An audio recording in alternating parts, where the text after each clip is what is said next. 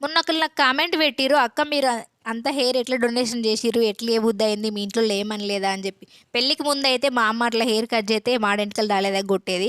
కానీ పెళ్ళైనంక మా ఆయన పర్మిషన్ తీసుకుంటే సరిపోతుంది కదా అని మా ఆయనని అడిగిన. మా ఆయన మంచి పనే కదా ఇయ్యి అని చెప్పిండు. ఇచ్చిన. నేను హెయిర్ డొనేషన్ చేసిన తర్వాత 2, 3 రోజులు మా అమ్మతోని వీడియో కాల్ మాట్లాడలేదు. ఎక్కడ తిడుతదో అని భయమైంది. ముందు మా డ్యాడీకి చెప్పిన. తర్వాత మెల్లగా మా అమ్మకి చెప్పిన అర్థమయ్యేటట్టు. ఎందుకంటే మా అమ్మ చదువుకోలే కాబట్టి ఈ డొనేషన్లు అవి ఇవి తెలవదు కదా. బ్లడ్ డొనేషన్ లెక్క హెయిర్ డొనేషన్ చేస్తారు. పూర్ క్యాన్సర్ పేషెంట్ కోసం మంచి పని అని చెప్పి మెల్లగా అర్థమయ్యేటట్టు చెప్పి తర్వాత నేను కూడా డొనేషన్ ఇచ్చిన అని చెప్పిన. అప్పుడు భయం కొంచెం తగ్గింది. డొనేషన్ కాబట్టి మా అమ్మ ఏమనలేదు. సోకుల కోసం కట్ చేసిన అని చెప్తే మాడెంటికలు రాలేదా కాదు, ఇంకోసారి మాడ ఎంటికలు రాకుండా కొడుతుంది. చిన్నప్పటి నుంచి మా అమ్మ అంటే ఎందుకో భయం. గుడ్లు తెరితేనే మూలకు నతికేది. అంత భయపడేది చిన్నప్పుడు. నాకు కామెంట్ పెట్టిన ఆవిడ నాకు ఇవ్వడం ఇంట్రెస్ట్ ఉంది కానీ మా ఇంట్లో ఇవ్వనిస్తలేరు అని చెప్పి అన్నది.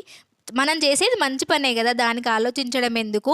ఒకసారి మంచిగా అర్థమయ్యేటట్టు చెప్పు, తప్పకుండా ఒప్పుకుంటారు వాళ్ళు. మనం చేసేది మంచి పనే కాబట్టి దానికి ఆలోచించడం అనవసరం అని చెప్పిన నేను.